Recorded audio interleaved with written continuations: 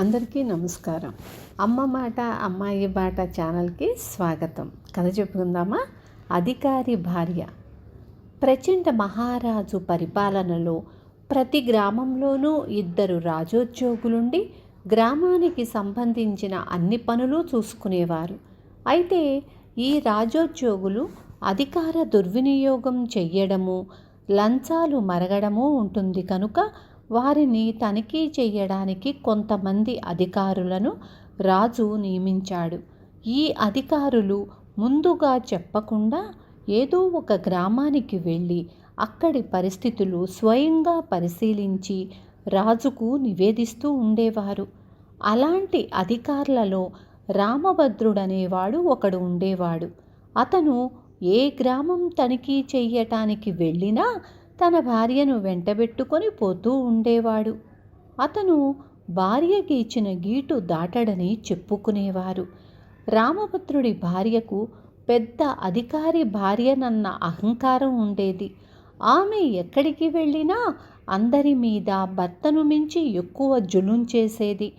ఆమె భర్త పెద్ద అధికారి కదా అని ఆయనతో మాట రాకుండా ఉండగలందులకు ఆమె ప్రవర్తనను అందరూ సహించేవారు.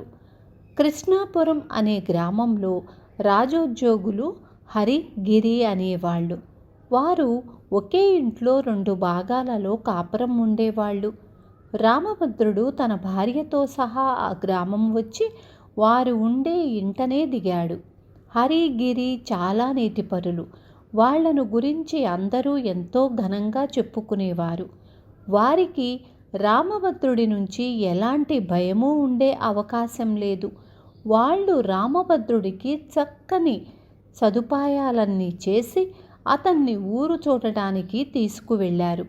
ఆ సమయంలో రామభద్రుడి భార్య హరి భార్య మీద, గిరి భార్య మీద చాలా దాష్టీకం చేసింది. ఆవిడకు మంచినీళ్ల దగ్గర నుంచి అన్నీ అందించాలి. ఎవరో ఒకరు ఆమెకు అస్తమానము విసురుతూ ఉండాలి. ఆమెకు సేవ చేసి అలసిపోయిన గిరి భార్య ఆమె సరసన ఒక కుర్చీలో చేరబడింది. అది చూసి రామభద్రుడి భార్య, నాతో సమంగా కుర్చీలో కూర్చున్నావా అని దెబ్బలాడింది.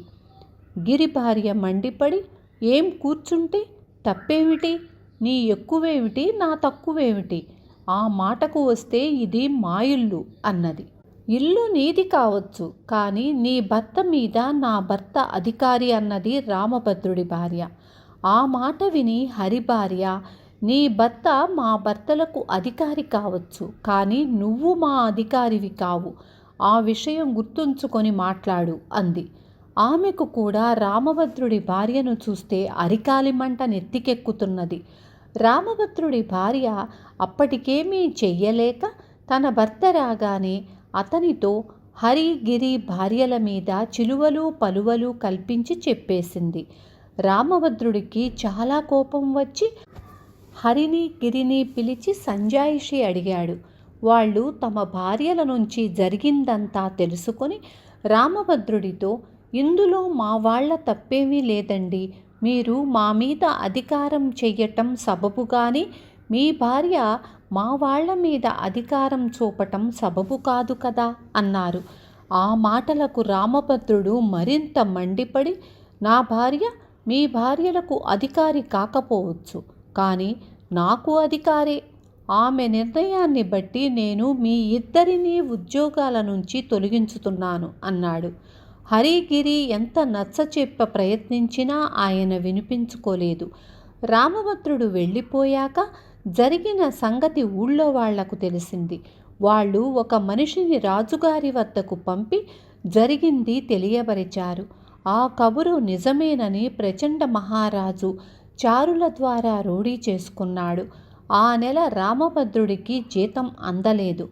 ఆయన కంగారుపడి కోశాధికారిని అడిగితే, నాకేమీ తెలియదు, వెళ్ళి రాజుగారిని అడుగు అన్నాడు కోశాధికారి. రామభద్రుడు రాజదర్శనం చేసుకొని తన జీతం మాట అడిగాడు. ఇంతకాలము నువ్వు నా అధికారంలో పనిచేస్తున్నావనుకున్నాను. నీ అధికారి నేను కానని, నీ భార్య అని ఇటీవలే తెలియవచ్చింది. నీ జీతం సంగతి నీ భార్యనే అడుగు. మళ్ళీ నా వద్దకు వచ్చావంటే నువ్వు ఇంతకాలము తీసుకున్న పాత జీతమంతా వసూలు చెయ్యగలవు, వెళ్ళు అన్నాడు రాజు. రామభద్రుడికి ఉద్యోగం పోయింది. అప్పటికే హరిగిరి తమ పదవులను రాజు నుంచి తిరిగి పొందారు. విన్నారు కదా, భార్య మాట వింటే భార్య చేతిలో కీలుబొమ్మైనా ఇలాగే ఉంటుంది. రేపు మళ్ళీ ఇంకొక మంచి కథతో మీ ముందుకు వస్తాను.